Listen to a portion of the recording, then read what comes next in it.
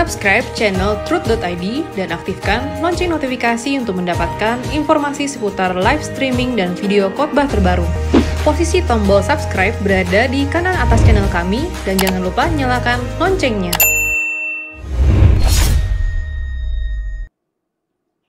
Shalom saudara sekalian, salam sejahtera. Kembali kita mengikuti acara Wanita Surgawi. Ya.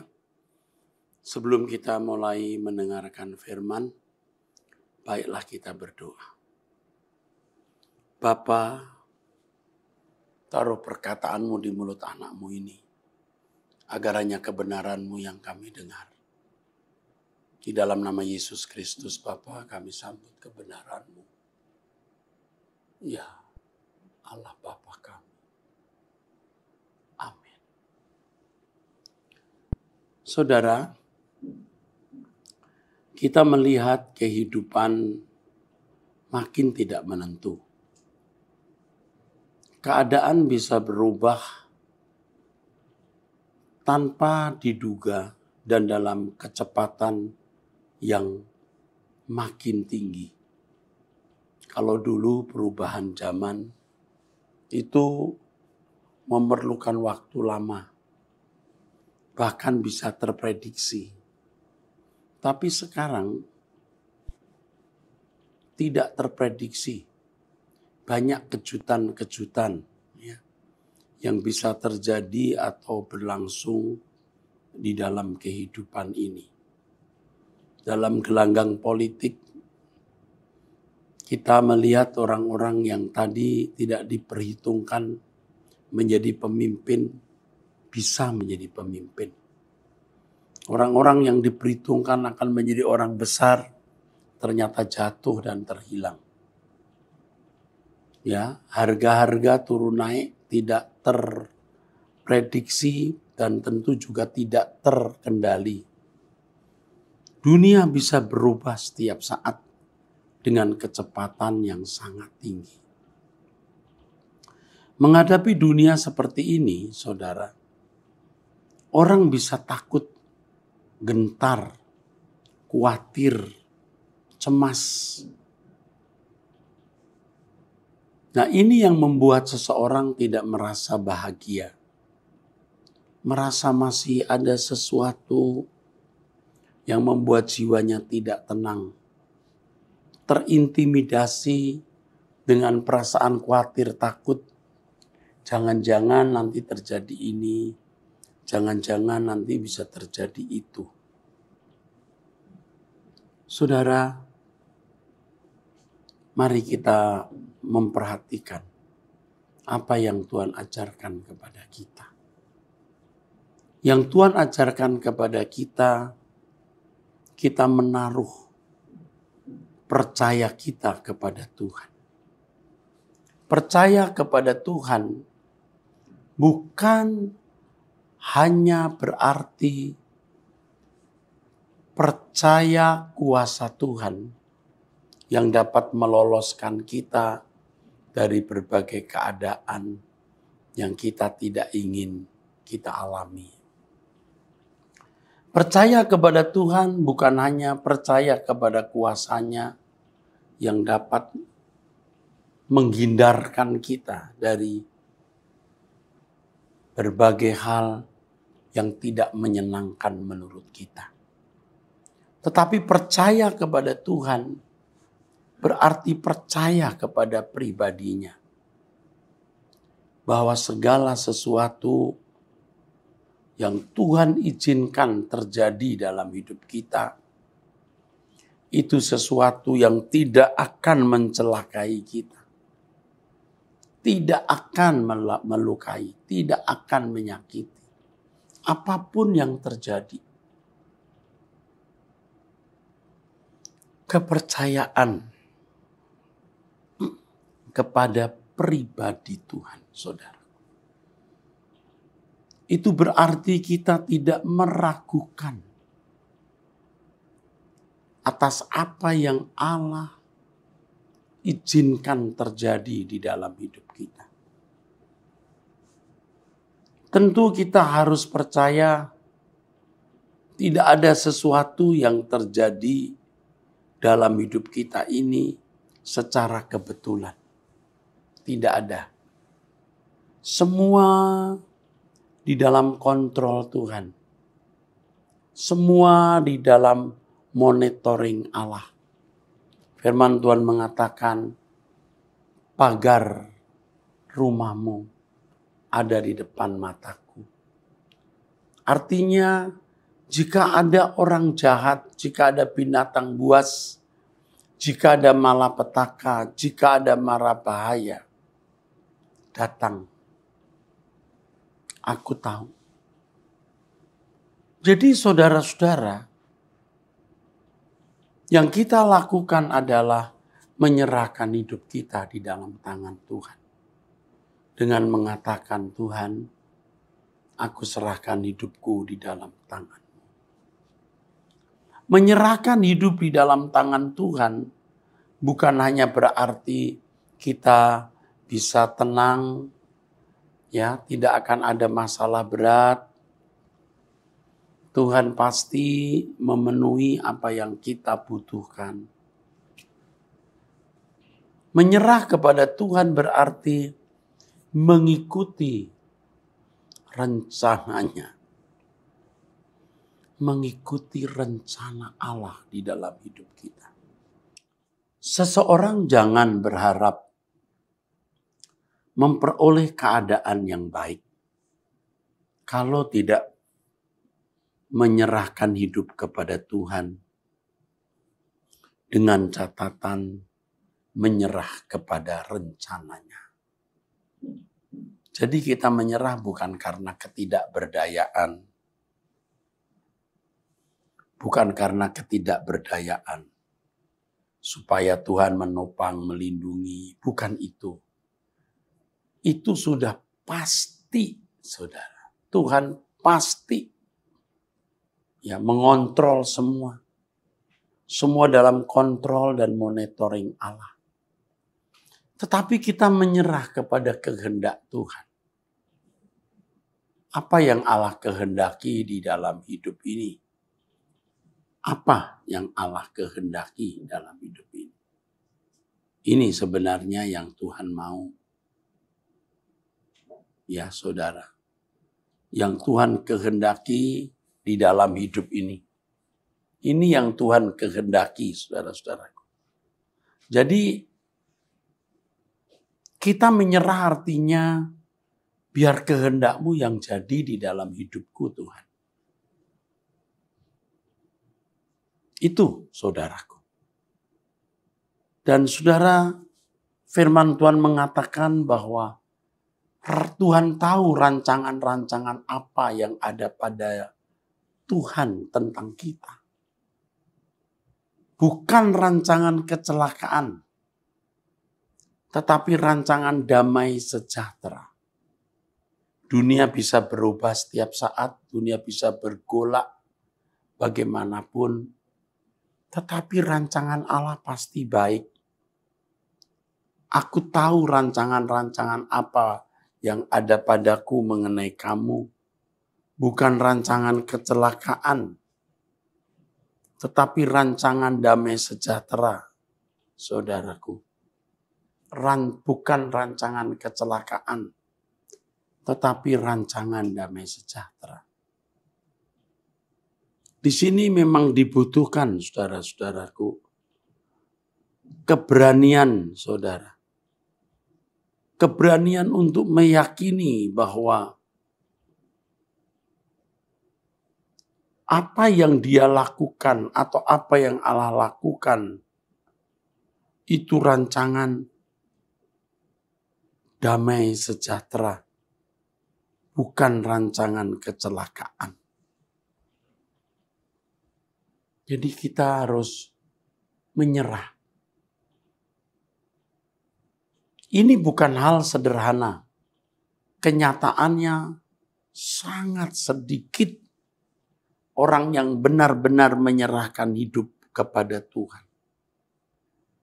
Menyerahkan hidup kepada Tuhan artinya menyerahkan dirinya untuk memenuhi rencana, rancangan Allah. Berarti dia tidak boleh memiliki visi, misi pribadi. Sudah tidak boleh. Ya. Apapun yang dia ingini harus dibicarakan dengan Tuhan.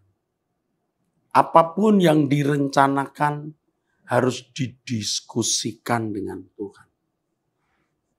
Dan ini memenuhi apa yang dikatakan oleh surat Yakobus. Ya. Hidup kamu seperti uap.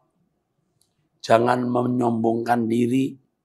Aku mau ke kota Anu, mau berdagang selama setahun. Aku mau buat ini, aku mau buat itu.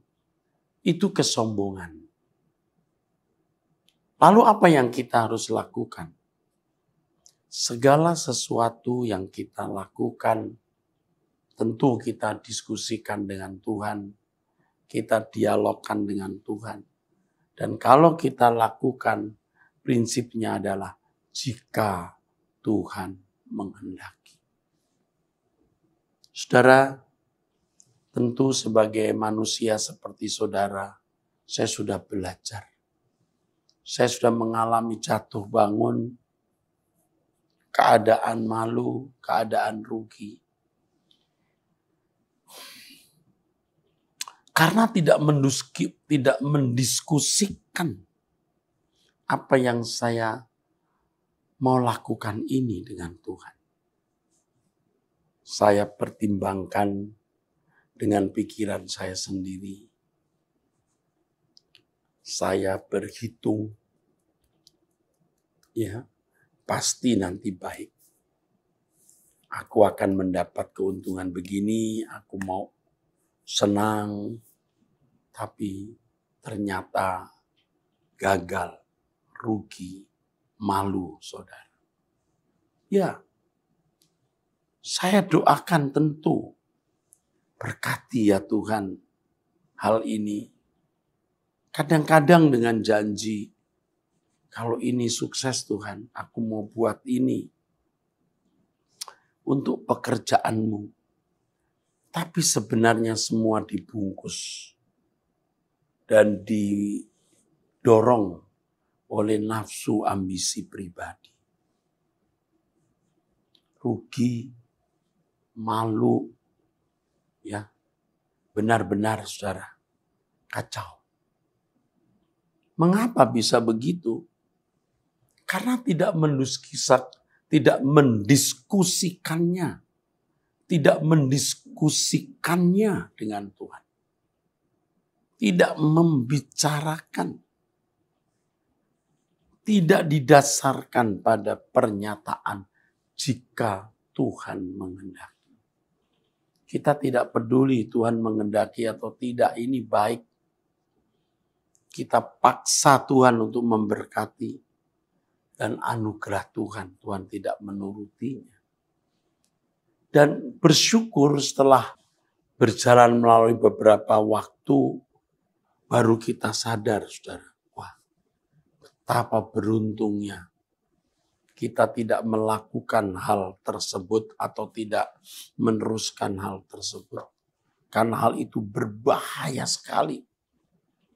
Berbahaya untuk kehidupan kita. Nah, Tuhan berfirman di sini, sebab aku ini mengetahui rancangan-rancangan apa yang ada padaku mengenai kamu. Demikianlah firman Tuhan, yaitu rancangan damai sejahtera dan bukan rancangan kecelakaan, untuk memberikan kepadamu hari depan yang penuh harapan. Tuhan punya rancangan dalam hidup kita masing-masing. Sudah ada rancangan itu. Dan Tuhan katakan itu rancangan damai sejahtera. Bukan rancangan kecelakaan. Jadi kalau misalnya begini saudara. Kita belum punya rumah. Kita pengen banget punya rumah. Bukan salah punya rumah. Tapi jangan gegabah. Jangan melangkah salah. Saudara gegabah, melangkah salah.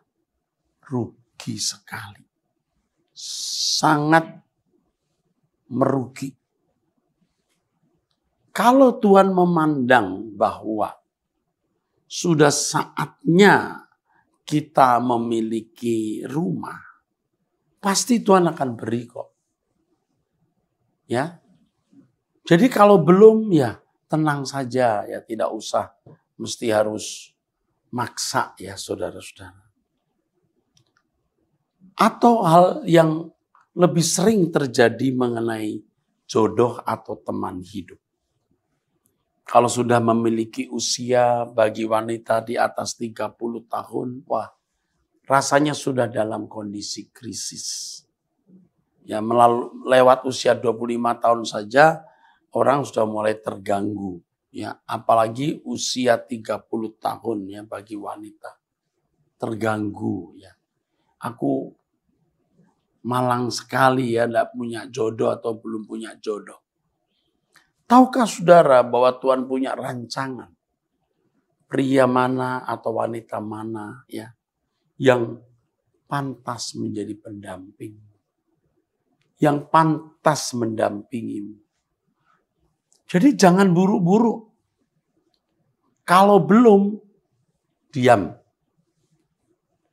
Mungkin ada orang berkata, Pak, kalau kita diam tidak nyari nanti siapa dong ya yang bisa saya kenal. Itu kadang-kadang hanya alasan saja, saudara. Karena dia tidak sabar belum memiliki teman hidup. Saudara jalani saja. Nanti pasti Tuhan akan tunjukkan.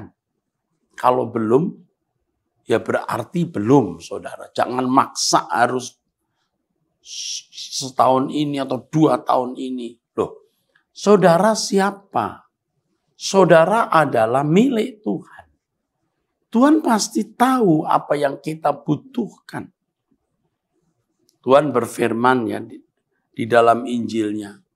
Bapa mana ya yang tidak sayang anak-anaknya? Bapak pasti sayang anak-anaknya.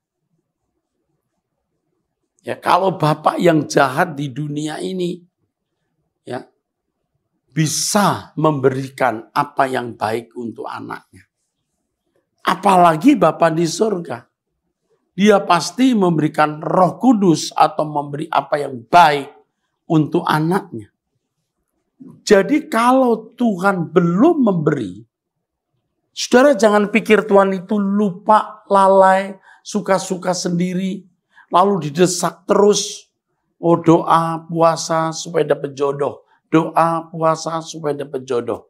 Oh, bukan tidak boleh Anda berdoa untuk satu kepentingan, itu tidak salah. Tapi kalau untuk masalah jodoh, ya ini bukan masalah yang mestinya saudara paksa kepada Tuhan. Saudara cukup menyerah saja. Apa yang terjadi di dalam hidup ini, ya Tuhan aku pasrah, aku berserah kepadamu. Tuhan punya waktu.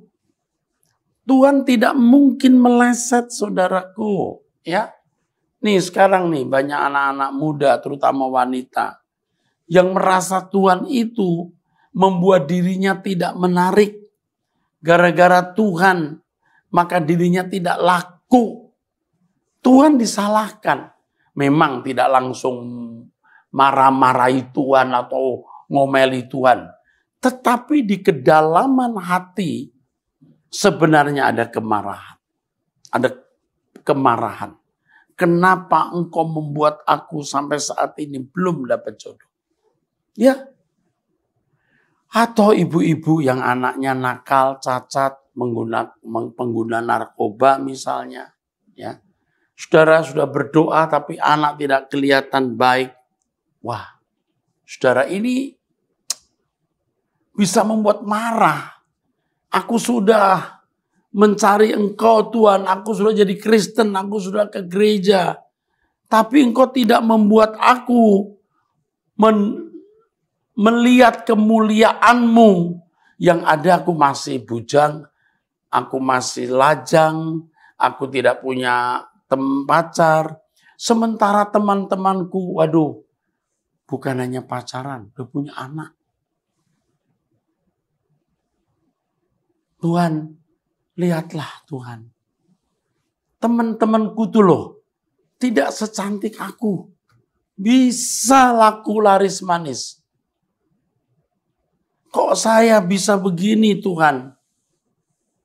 Aduh Tuhan, tidakkah ada pesona di wajahku? Doa pagi aku ikut.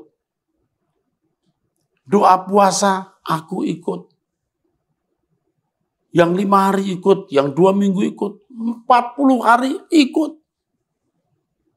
Tapi kulihat kanan kiri, hanya pohon cemara.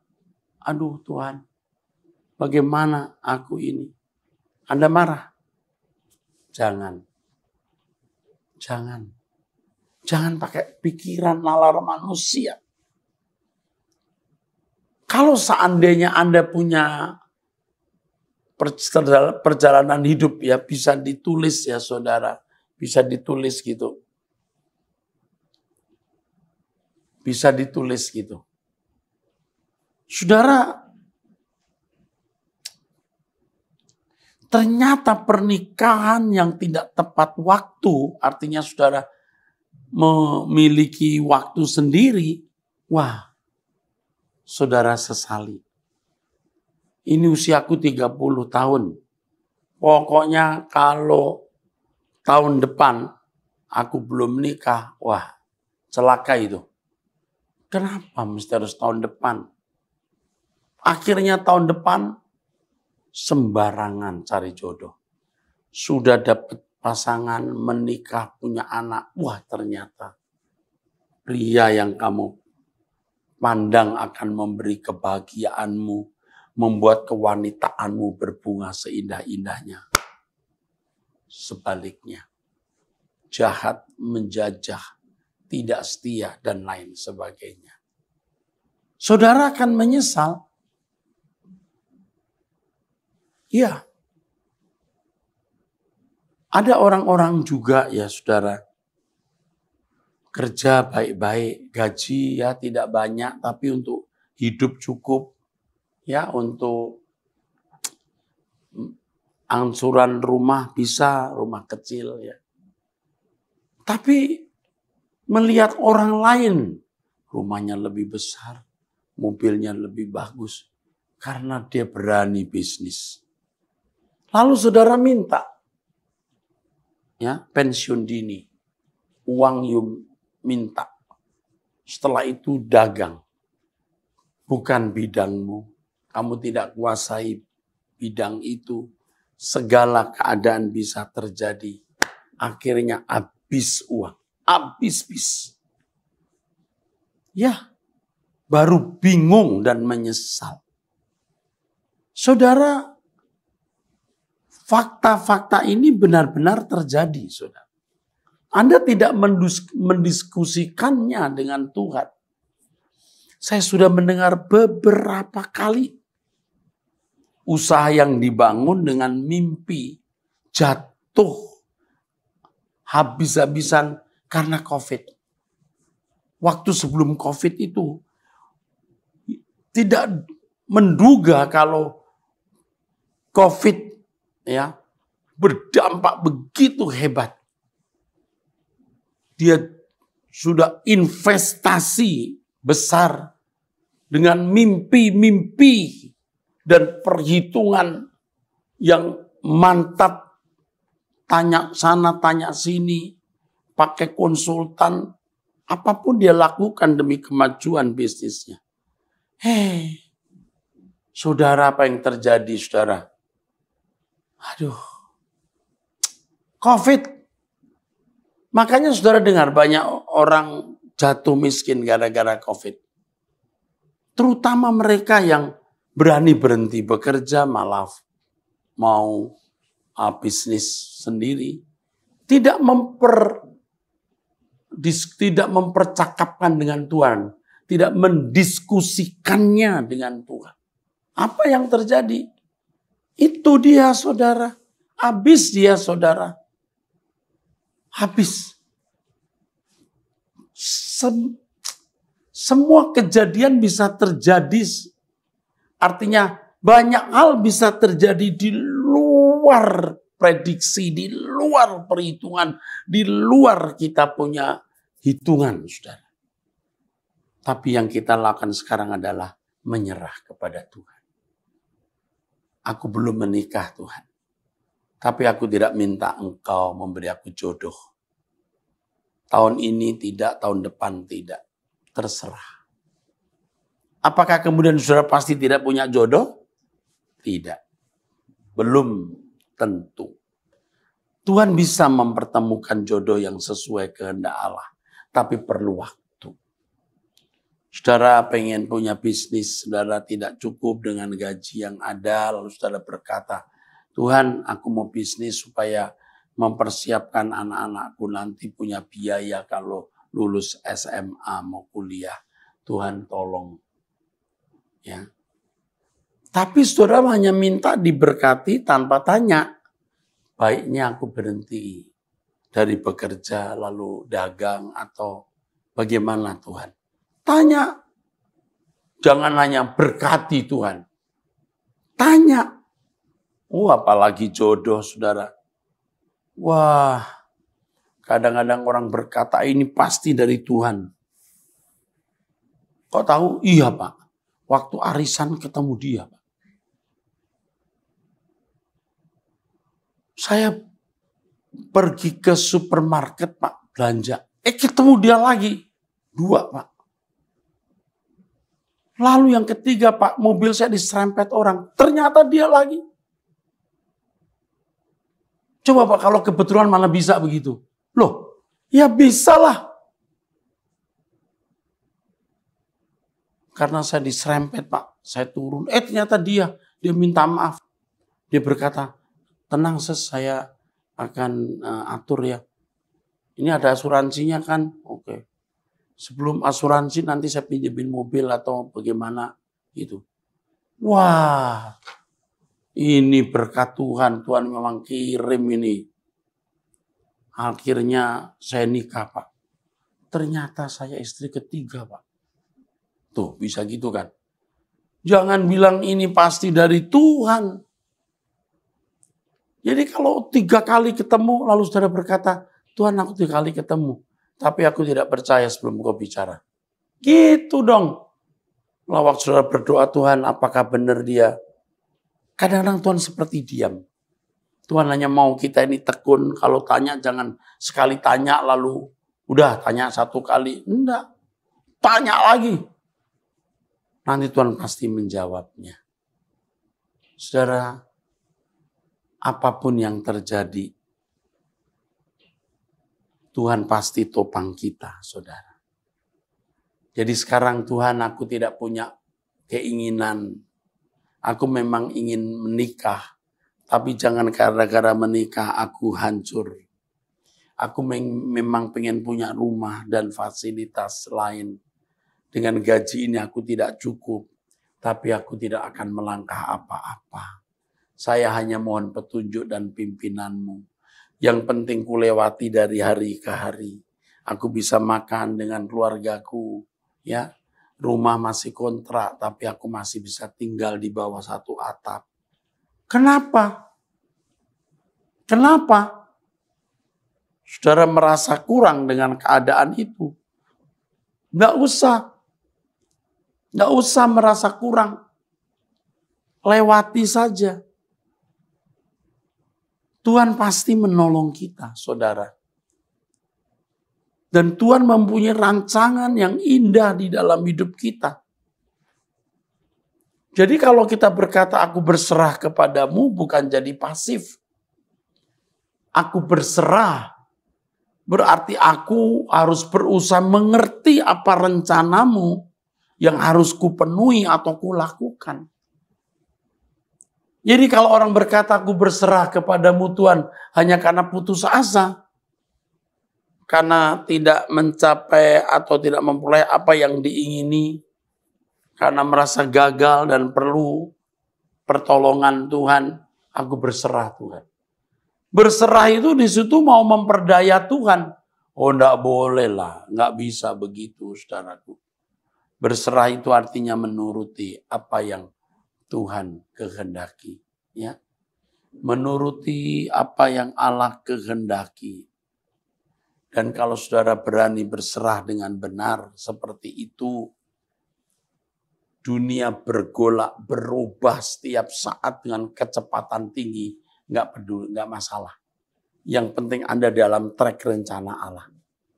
Ya, pendeta seperti saya juga sering terjebak dengan visi-visi, misi-misi yang saya anggap itu dari Tuhan atau paling tidak aku persembahkan untuk Tuhan. Tapi di dalamnya ada ambisi, ada agenda pribadi, ambisi pribadi, dan tidak benar-benar mempercakapkan dengan Tuhan. Dan itulah kegagalan yang saya sudah sering alami, saudara-saudara. Tapi puji Tuhan, saudaraku, dengan firman ini saya telah banyak diubahkan Tuhan. Makanya saudara, jangan lakukan apapun sebelum Tuhan berbicara dan memberi petunjuk. Jangan lakukan apapun sebelum Tuhan mengarahkan saudara.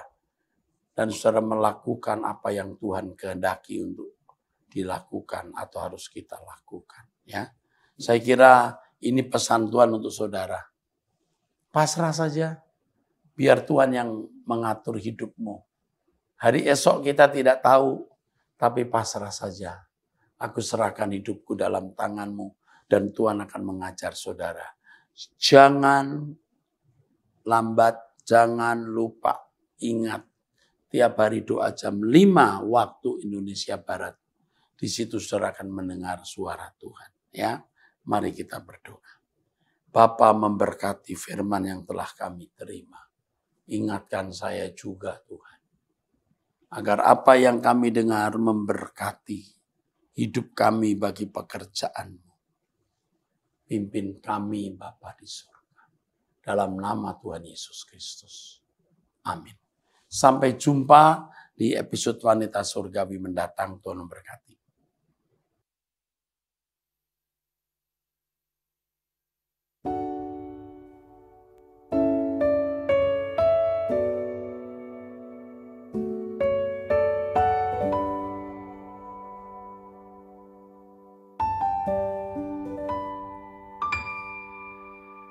Tak lagi ku minta apapun kepadamu Bapa di surga, hanya Engkau kebutuhanku, kerinduanku.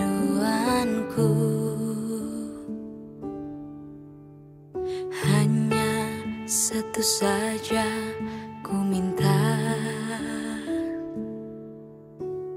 berkenan di hadapan Bapa,